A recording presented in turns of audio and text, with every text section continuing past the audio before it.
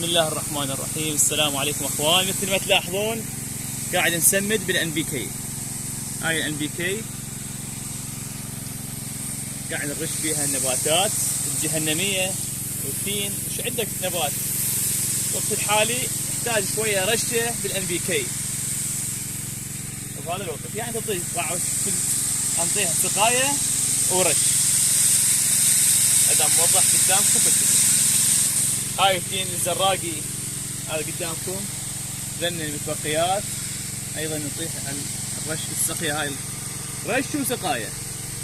الان بي كي مو بس يعني على الاوراق، ضروري حتى لو مكتوب بالتعليمات فقط رش، انت تعطي رش وسقايه. على وصل ذاك التين قرب عليه روح.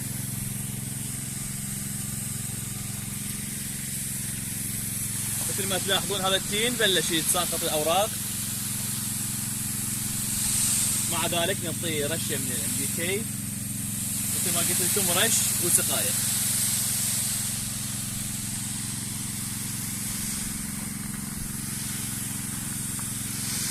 طريقة الحل مالتها 1 لتر تخلي لها 1 غرام.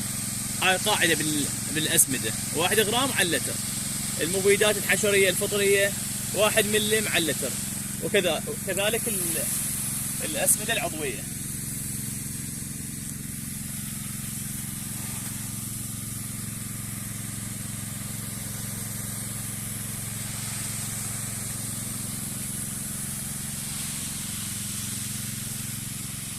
علي صور، راح نصور هذا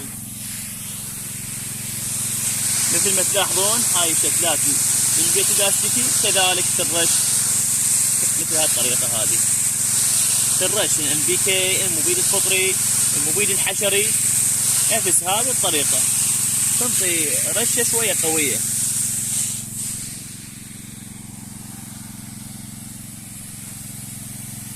تحياتي وسلام للجميع. السلامة.